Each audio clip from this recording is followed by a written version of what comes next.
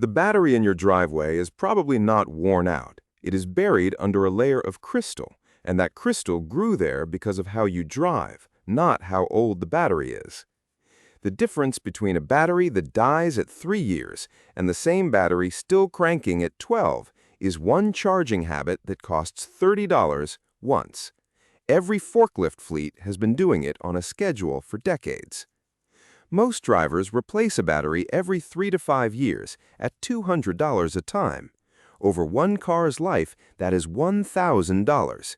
Inside the case is 20 pounds of lead, a plastic box, and acid diluted with water, running on chemistry from 1859. What changed was 1971.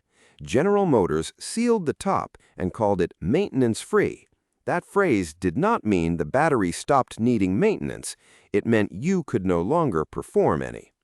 Here's what's actually happening. A lead-acid battery makes electricity by dissolving itself and then putting itself back together.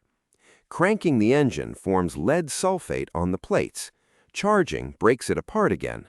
That reversal only works while the sulfate is fresh, because fresh sulfate is soft and dissolves easily. Sulfate left sitting does what any dissolved solid does. It crystallizes. Small, soft particles merge into large, hard ones, and hard sulfate does not conduct and does not dissolve back. This is the part people get backwards. A sulfated battery has not lost its capacity, it has lost its surface area.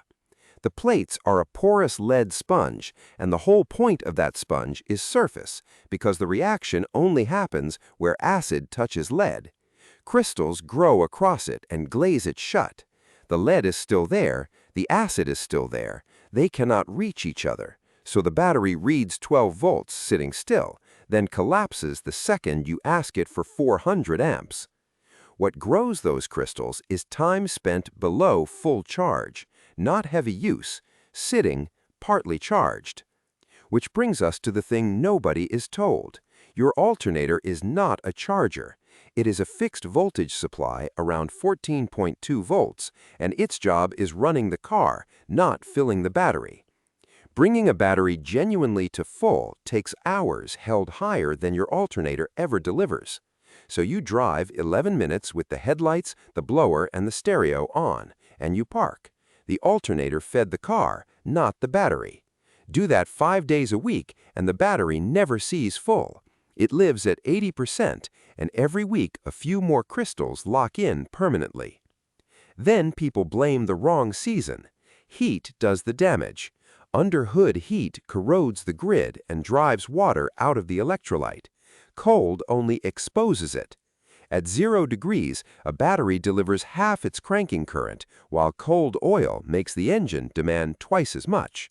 Your battery did not die in January. January just told you. The fix is the one industry never stopped using.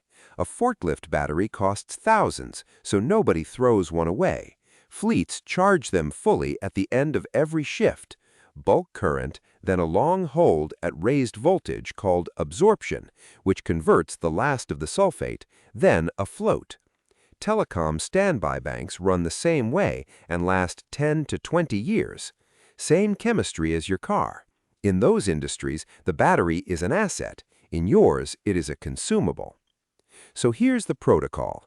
Get a 3-stage smart charger, $30, and let it run to completion. That's 8 to 24 hours, not 30 minutes.